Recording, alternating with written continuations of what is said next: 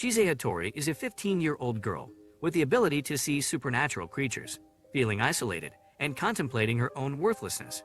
She decides to sell herself at an underground auction, hoping to find someone who will value her. Chise found herself in a room signing some papers, getting ready to be auctioned off.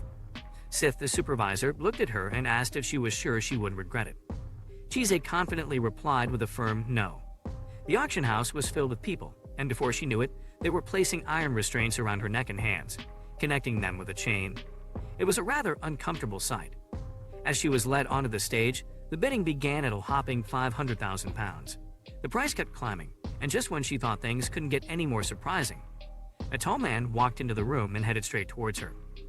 He confidently stepped onto the stage and declared a bid of £5 million, leaving the audience in utter astonishment.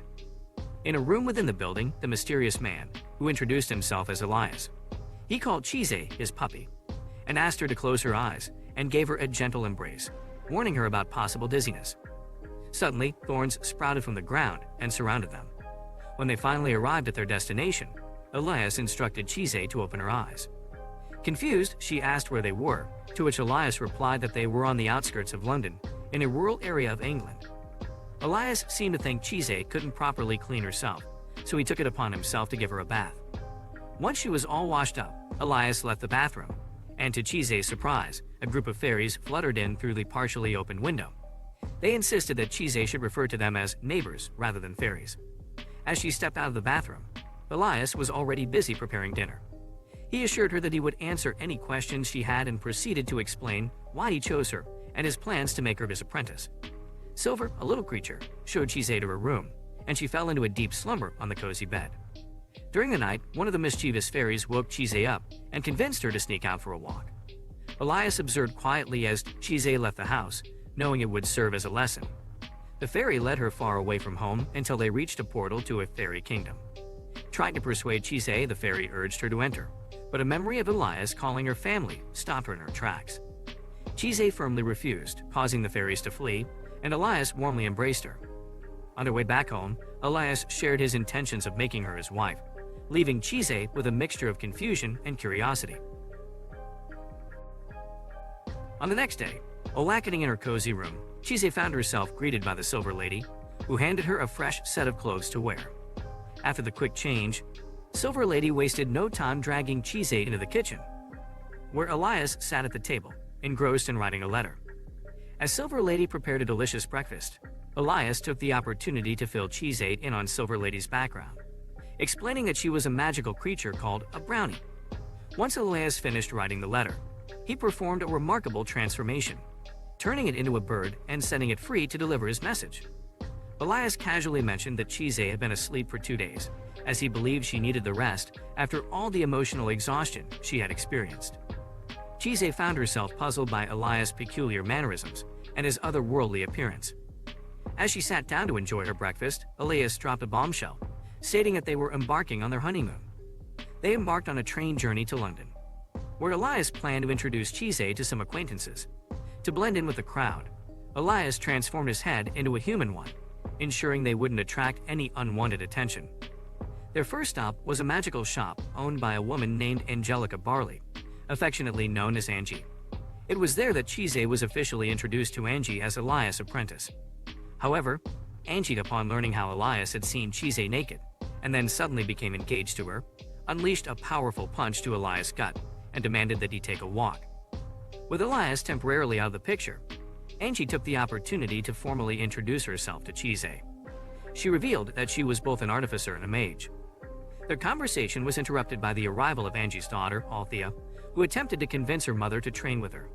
However, Angie dismissed the idea and urged her daughter to find a regular job instead of pursuing a magical path.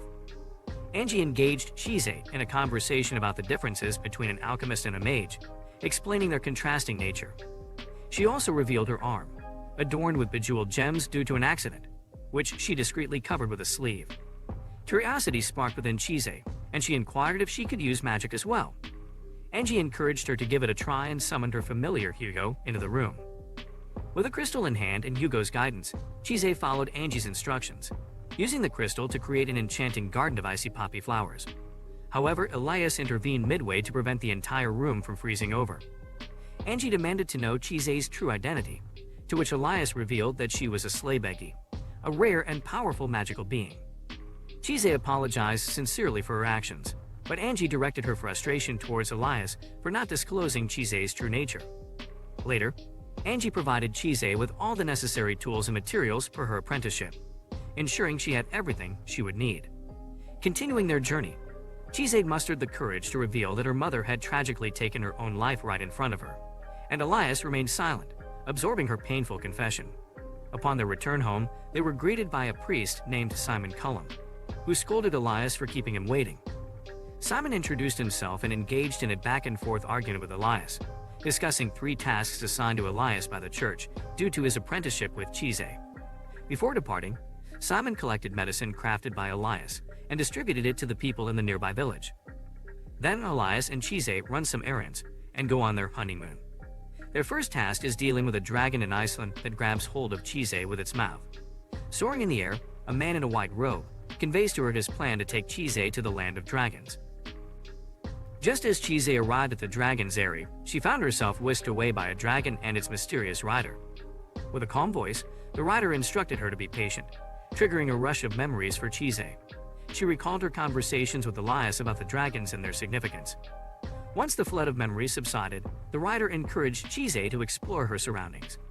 As she surveyed the area, her eyes fell upon numerous dragons inhabiting the eyrie. Eventually, they reached their destination, and the dragon carrying her gently dropped Chise into a serene lake, disappearing beneath the water's surface. After a while, she emerged from the pond and came face to face with Nevin, the ancient dragon. Nevin, sensing Chise's magical essence, identified her as a young mage.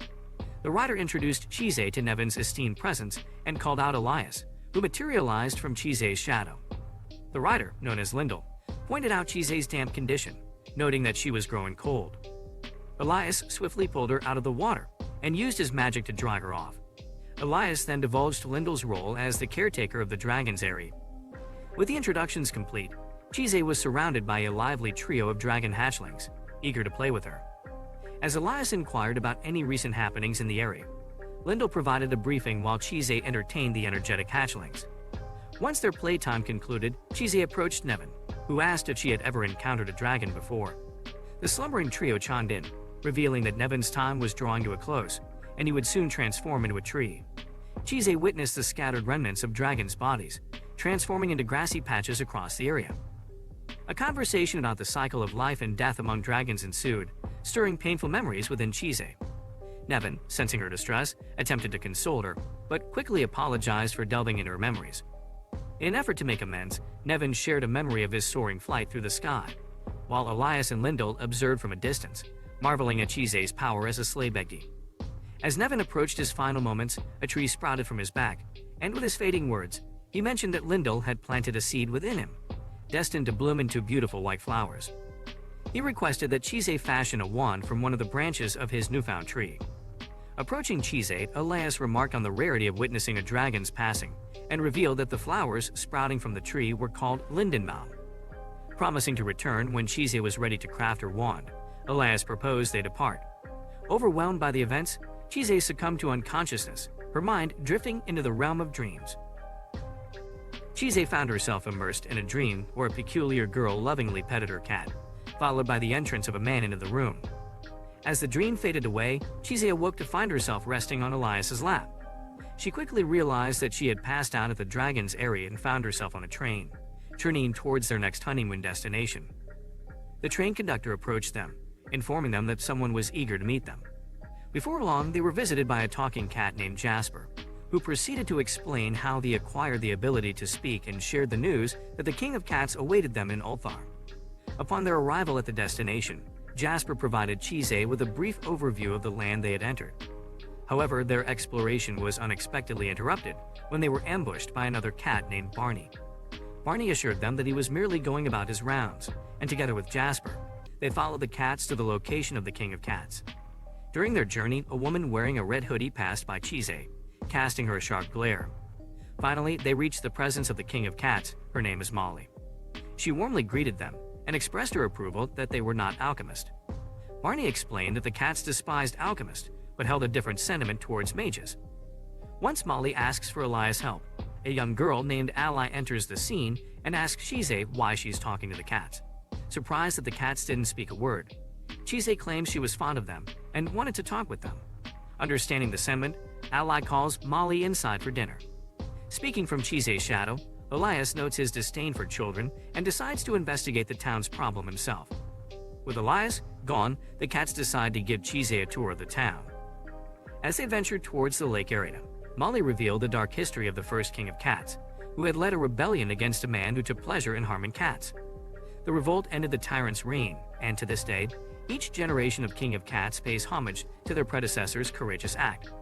Barney drew their attention to a black amorphous mass at the center of a tiny island in the lake, explaining that it was a corruption of souls that had never been cleansed. This malevolent presence took the lives of both cats and humans, leading Molly to contemplate sacrificing herself to protect Ally. Suddenly, the woman in the red hoodie reappeared, wielding a vial attached to her necklace, which she used to teleport Chise and herself above the lake. Without warning, she tossed Chise into the water. As Chise struggled to stay afloat, the lake consumed her consciousness, and she found herself witnessing a vivid flashback involving a woman named Mina, her husband Matthew, and their beloved cat Tim. In a surprising turn of events, Mina materialized before Chise, explaining their situation and shedding light on their past. Just as the encounter reached its climax, Elias woke Chise from her watery reverie. Providing her with a brief update on his discoveries about the area, Elias assigned Chise with the crucial task of purifying the corruption that plagued the lake. Although plagued by self-doubt and the fear of disappointing Elias, Chise mustered the courage to accept the challenge. Unbeknownst to them, the woman in the red hoodie and another mysterious figure clandestinely eavesdropped on their conversation. By nightfall, Chise nearly accomplishes the task of cleansing the lake with the help of various materials and an aerial. However, the woman in the red hoodie from earlier interrupted her, and her companion, an alchemist called Renfred, revealed to Chise her fate as a slave beggy. Renfred informed her of her future death as a slave beggy. Chise seeks an explanation from Alice, the woman in the red hoodie. Alice tries to convince Chise to abandon her teacher, Elias, but instead, it only ignites Chise's determination to break free. Luckily, Molly, Jasper, and Barney arrive just in time to support and defend Chise. When questioned about her loyalty to Elias, Chise explains that regardless of the claims made by others, Elias is the only one who has truly embraced her as family. With vines and thorns sprouting around her, attacking Renfred and Alice, Chise's power is unleashed. Elias appears before her, tending to her wounded neck and urging her to purify the corruption with the help of Ariel and Molly. As they touch the corruption, the three of them are transported into the memories trapped within it. They find themselves inside a bar, where Chise realizes she appears almost transparent. They witness a deal between Matthew, Mina's husband, and an alchemist regarding Mina's failing health. When Matthew is asked to bring his wife, he agrees without hesitation, and the alchemist follows him, wearing a sinister grin that unsettles Chise. Inside Matthew's home, the alchemist examines Mina's condition. Outside, Matthew expresses his desperation, begging the alchemist to save his wife at any cost. With a chilling grin, the alchemist asks if Mina loves cats, and said old saying about cats having 9 lives. A few days later, Chise learns from locals that Matthew had entered the woods with an axe earlier. They follow Mina as she heads into the woods, and Chise senses the impending gravity of the situation. In a shed deep within the woods, Mina discovers Matthew surrounded by caged cats, brutally butchering one on a chopping board. Distraught at the sight, Mina learns that Matthew was instructed by the alchemist to kill the local cats in order to create a cure for her illness. The alchemist appears and reveals his role in the tragic events. He forces Mina's mouth open, allowing Matthew to pour the supposed cure in her mouth. To their horror, Mina instantly melts into a pile of goo. The alchemist comments on the failure of his experiment to condense souls and leaves Matthew, who descends into madness. Spotting Tim, their cat, Matthew attempts to kill him in a desperate attempt to gather more lives for Mina's cure. However, Tim defends himself by going for Matthew's throat, revealing that he was tricked by a devil who had used him, along with the other cats, with the intent to kill him. Following this horrifying revelation, Mina confronts Chise and the others, apologizing for the dreadful scene they witnessed and requesting that they erase her and Matthew's existence. Though hesitant, Chise and Molly consider Molly's offer to perform the erasure, as she is on her 9th life. However, before they can depart together, Chise devises a plan to guide the souls of Mina, Matthew, and the other cats to the next world with the assistance of Ariel. As Ariel is a wind fairy, she could guide them with her wind magic. Thanks to Chise's plan, Mina is transported to a field of blue poppies, where she is reunited with Matthew before they embark on their journey. Meanwhile, Renfred and Elias engage in a heated debate while Chise diligently purifies the stagnant lake. Renfred questions Elias' motives for acquiring Chise, and Elias in turn wonders how Renfred came by that information and who took his arm. Before Renfred can respond, Chise interrupts their conversation by completing the purification task. Impressed with Chise's work, Elias commends her, and Renfred and Alice bid their farewell, warning them about potential threats targeting Chise. Elias then briefly explains his history with Renfred to Chise and catches her as she collapses from exhaustion. Concerned, Chise asks if her impending death is true, and Elias confirms it while expressing his determination to prevent it. They discuss Chise's future, and Elias offers to erase her memories of what she has learned, but she decides to retain them, promising to stay by his side until her purpose is fulfilled before finally succumbing to unconsciousness. 2 weeks pass, and Elias makes his way to a hollowed-out tree stump in the nearby forest, carrying food prepared by Silver, where Chise continues to sleep. Soon after, Simon arrives, expressing his concern for Chise's well-being. Shortly afterward, the Fey Queen Titania arrives accompanied by Spriggan and a group of black dogs. Well, you can see some jiggle here. Elias introduces Titania to Simon, who explains that Oberon, her husband, couldn't join them due to his mischievous nature. Titania expresses her desire to meet Chise in person. Upon spotting Simon, Titania recognizes him as a priest and promptly banishes him from the forest. Oberon, the king of Fae, then appears beside Chise, instantly intrigued by her presence. After a brief conversation with Elias, Oberon uses his magic to wake Chise. She is then formally introduced to the king and queen of the Fae. However, their discussion is interrupted when Oberon bombards Chise and Elias with personal questions. Following Titania's orders, Spriggan commands the dogs to subdue Oberon.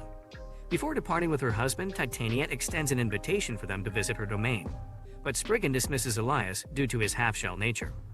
Eventually, Chise and Elias encounter Simon on their way back home, but he is quickly forced to leave. Chise expresses her hope that Elias' experiment will be successful, and he reassures her before they continue their journey back home. Back at their residence, Silver serves Chise and Elias a delicious dinner, including some aged Christmas pudding. Somewhere else, a familiar alchemist found himself in a heated dispute with Renfred. The alchemist had assigned Renfred a task, but their opinions clashed, creating tension between them. In the meantime, Alice anxiously waited for her teacher's return, concerned about Renfred's association with the alchemist. She tried to dissuade him from further involvement, but Renfred brushed off her concerns, insisting he had a plan. Over at Elias' house, Chise focused her efforts on creating a nightmare-warding potion for an elderly woman living at the foot of the hill. With the assistance of various creatures, she delved into the magical process. However, instead of the intended potion, Chise accidentally brewed a potent sleeping concoction. It was clear that Elias had been taking Chise's magical training seriously, as she reflected on his dedicated teachings. Soon enough, Chise and Elias embarked on an investigation prompted by a request from the church. They were tasked with determining if a church grim or black dog posed any threat. Along their journey, Chise couldn't help but question why the church relied on Elias for such assignments. Elias explained that he had made a mistake in the past, and as a result, the church provided him with these tasks as a mutually beneficial agreement. As they continued their conversation, Elias presented Chise with a ring sent by Angie. This special ring was designed to regulate Chise's magic as a slave beggy, slowing its natural production. Chise read Angie's accompanying letter and carefully placed the ring on her right index finger. Their path ahead revealed Elias' intentions to assign a familiar to Chise. This would serve the purpose of consuming her excess magic, while providing her with loyal assistance. Finally arriving at their destination, they discovered a crowd gathered around a police investigation involving a brutally mauled body. Elias decided to explore the area alone, leaving Chise to venture into the surroundings on her own. As Chise wandered into a nearby graveyard, she unexpectedly encountered an evil spirit that sought to harm her. However, before it could cause any harm, a mysterious man came to her rescue. Mistaking Chise for a woman named Isabel, he advised her to flee while he fought off the spirit. Sadly, the man collapsed due to severe injuries on his left arm. Though Chise wished to heal him, the man mentioned that she reminded him of Isabel, then abruptly transformed into a giant black dog. Unbeknownst to them, Alice had been observing the events unfold from a distance. With her compassionate nature, Chise intervened, preventing the black dog from worsening its injuries. Before long, Alice appeared behind Chise, demanding that she hand over the black dog. Refusing to comply, Chise retaliated by splashing her sleeping potion on Alice, causing her to fall unconscious. Meanwhile, the black dog, now named Ulysse, found himself in a dream where he encountered his former master, Isabelle. Awakening from his slumber, Ulysse expressed confusion about his identity. Alice regained consciousness and realized she was bound, her hands tied behind her back. Curiosity piqued, Chise questioned Alice, discovering that a strange kid was blackmailing her and her master, forcing them to gather materials. At that moment, Elias emerged from Chise's shadow, deducing that the black dog had recently become a church grim. Alice explained the kid's involvement with the chimera and pleaded for Elias' assistance in defeating him. Elias agreed to aid her in this endeavor. While Alice provided a description of the mysterious kid, Chise selflessly shielded her from an incoming attack by the chimera. As a result, Elias, consumed by rage, transformed into a fearsome thorn monster. The stage was set for an intense confrontation, as the battle between good and evil seemed inevitable. In the midst of chaos and danger, Chise finds herself cradled in the monstrous arms of her teacher, Elias. However, consumed by anger, Elias released his grip on her and turned his attention towards attacking the chimera summoned by the mysterious kid. Meanwhile, the black dog tried to rouse Chise from her unconscious state. As their connection deepened, Chise experienced vivid dreams, delving into Black Dog's past with his beloved master Isabelle and the tragic end she had faced. Once again, Chise awoke, her senses alert and her mind racing. At that very moment, Elias successfully vanquished the chimera, much to the kid's dismay. Provoked by Elias, the kid revealed his true name, Cartaphilus, and a confrontation between the two seemed imminent. However, Chise intervened, restraining Elias to prevent further violence. Just as the situation grew tense, Renfred stepped forward, swiftly shooting Cartaphilus in the back of his head. The impact caused Elias to revert to his true form, while Renfred took Alice to task for her reckless actions. Cartaphilus rose again, expressing his desire to use Black Dog for his experiments. When Renfred questioned him about violating the agreement between mages and alchemists by trespassing into the fairy lands, Cartaphilus simply responded that it had seemed fun to him. To everyone's horror, the defeated chimera revived, now sporting the head of Isabelle. As the shocking truth about Cartaphilus's identity as the perpetrator of the incident in Ulthar involving Matthew and Mina became clear, Chise felt a surge of anger. Memories of Elias's teachings on the power of magic flooded her mind, and she summoned a swarm of black hornets to her side. Though Elias tried to intervene, Chise initially absorbed some of his energy, preventing him from stopping her. However, he succeeded in his second attempt. At that moment, Blue Flame arrived and whisked them away to safety, teleporting them to an unknown location. Now in a secure place, the fairy who had come to their aid revealed himself as Will-o'-the-Wisp. He engaged in a heated exchange with Elias, but both eventually resorted to calming Chise down by presenting her with a piece of coal. With her guidance, Black Dog came to understand his true nature as a church grim. Embracing his newfound identity, he offered himself as a familiar to Chise. Despite objections from Will-o'-the-Wisp, Elias further explained the details of the proposed pact. Before a decision could be made, Cartaphilus reappeared, his left arm injured from Alice's gunshot. However, he failed to prevent Chise and Black Dog from forging their bond. As a result, Black Dog took on the name Ruth and struck down Isabelle, the chimera embodying his former master. Before Cartaphilus retreated, he divulged his motives and revealed his name as Joseph. Renfred briefly explained Cartaphilus's past connection to the Son of God before departing with his apprentice. Elias, Chise, and Ruth watched as Will-o'-the-Wisp guided the souls of the departed towards the afterlife, before eventually leaving themselves, seeking their next destination. As the day dawned, Ruth made a solemn visit to Isabelle's grave, paying his respects to his former master. Then he returned home to Chise, where they were greeted by Silver, who informed them that Elias had remained secluded in his room for the past 2 weeks.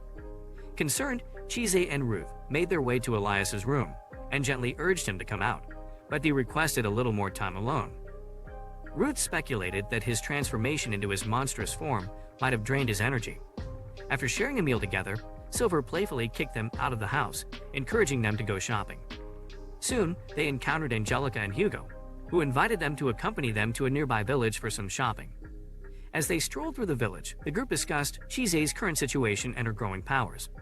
At one point, Chise became angry with Angelica, but later apologized, realizing her outburst was unwarranted.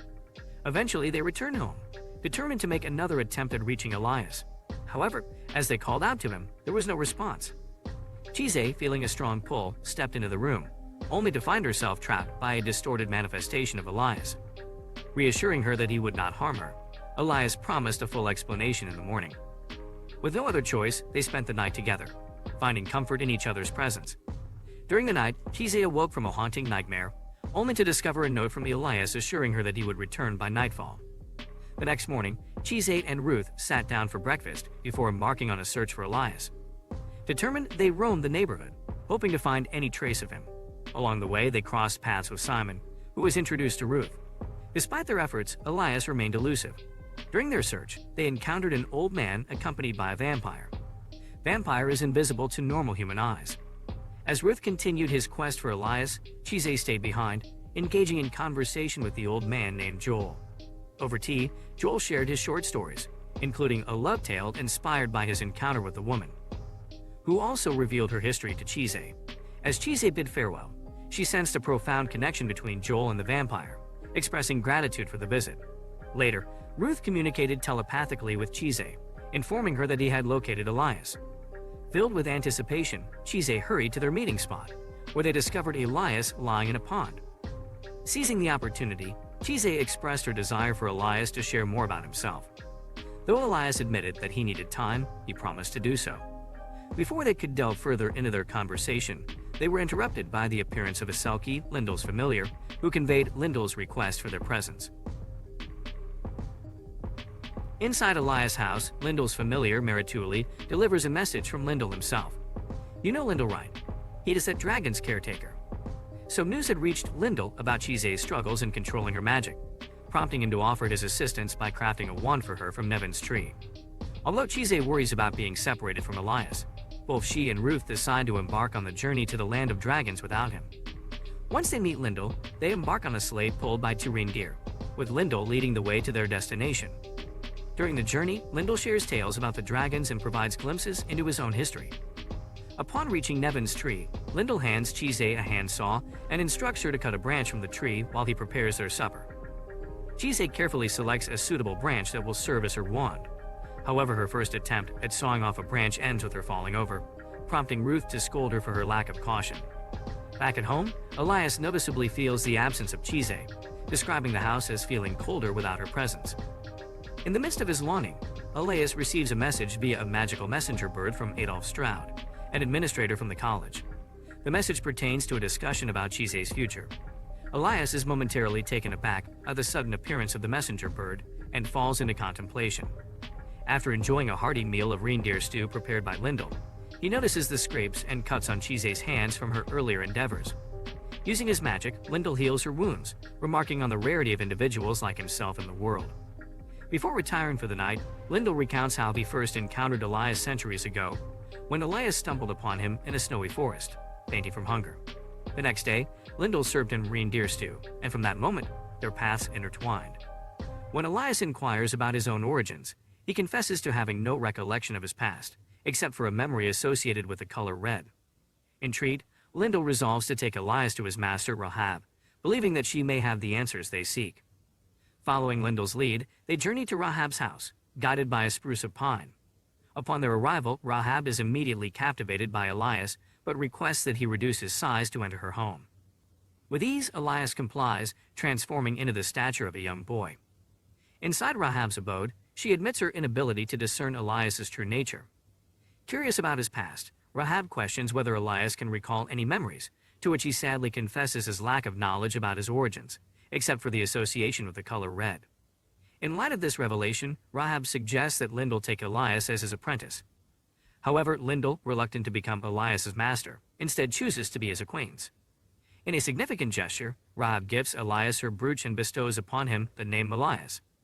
In the present, Renford warns Elias about the consequences of inaction, cautioning him that he will ultimately bring ruin to Chise's life if he does not take decisive steps.